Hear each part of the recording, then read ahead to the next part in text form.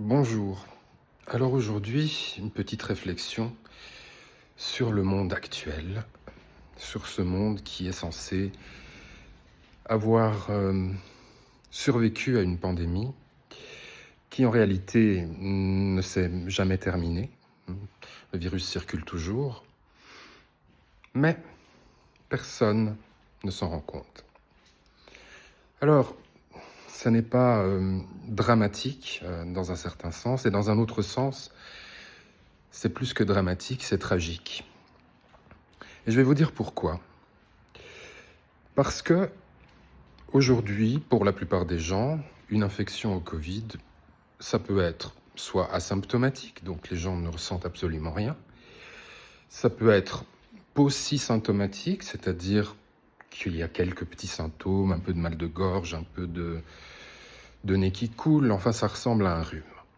Voilà. Et donc les gens, bien sûr, et c'est pas de leur faute, c'est parce qu'on ne le leur dit pas, pensent que voilà, c'est juste un petit rhume, et puis voilà, et puis il faut pas en faire un drame. Mais en réalité, tout ce que nous apprennent les études scientifiques, c'est que à chaque réinfection, qu'elle soit symptomatique ou non, il y a des dommages qui s'accumulent, qui s'accumulent, qui s'accumulent. Alors, quel genre de dommages ? Vous avez des dommages cardiovasculaires, donc ça va abîmer vos vaisseaux sanguins, ça va laisser des lésions au cœur, ça va abîmer le système nerveux et en particulier le cerveau.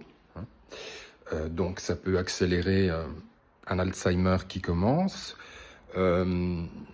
Et on a vu, enfin les études nous montrent qu'il y a une perte de matière grise dans le cerveau. Et encore une autre chose très très importante, c'est que chaque réinfection affaiblit davantage le système immunitaire. Les gens pensent au contraire que oui, alors plus on est infecté, plus le système immunitaire est boosté, mais c'est tout le contraire. C'est tout le contraire. Et c'est pour ça qu'il faut essayer d'éviter ces infections. Donc ça abîme le système immunitaire, ça le dysrégule en fait. Voilà, c'est ce qui va se passer. Ce qui veut dire qu'à la longue, comment dire, les gens vont être plus susceptibles à d'autres infections, à d'autres maladies. Alors, pourquoi les autorités n'en parlent pas ? Parce qu'ils n'ont pas envie d'alerter, ils n'ont pas envie de... personne ne veut plus entendre parler de ça, parce que ça a été un traumatisme avec tout ce qui s'est passé, les confinements et tout ça. Et ça, on peut tout à fait le comprendre, je peux le partager. Mais il ne serait pas difficile, il n'aurait pas été difficile, en 2 phrases, de dire, voilà, sachez que le virus qui cause le Covid ou la Covid circule toujours, et il circule toute l'année, c'est pas un virus saisonnier, circule toute l'année, et à chaque réinfection, vous risquez des dommages à long terme.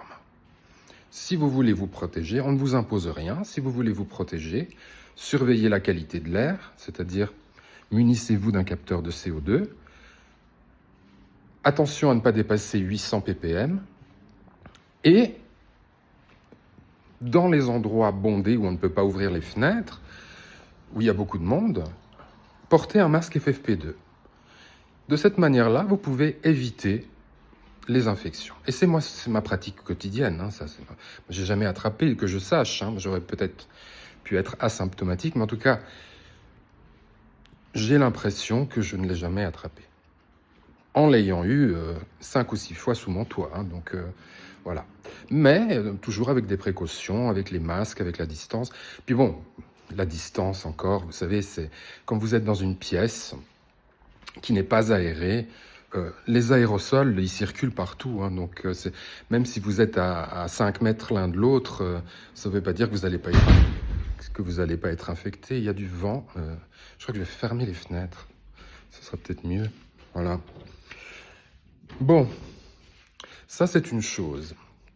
Et ce que je voulais dire encore aussi aujourd'hui, ça n'est pas encore prouvé à 100%, mais il y a un tel faisceau de preuves circonstancielles qui convergent toutes dans la même direction.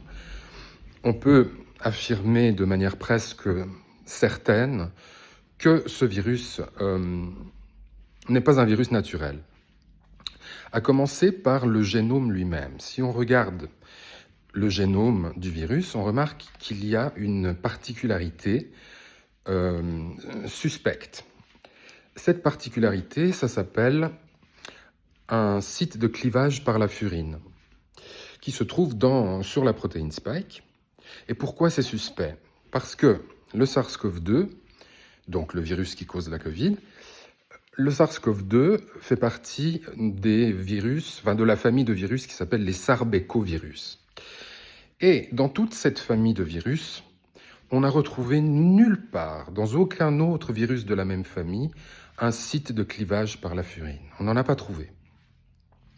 Ça, c'est une première chose. Ensuite, il y a l'encodage de l'arginine, avec un encodage CGG-CGG, qui est très rare dans la nature et très courant dans les expériences de laboratoire.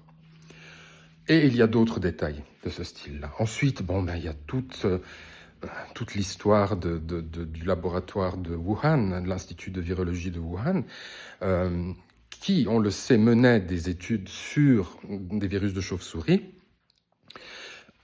qui menait ces études à des niveaux de sécurité inadéquats. Un P4, ça doit être au niveau P4, avec des scaphandres.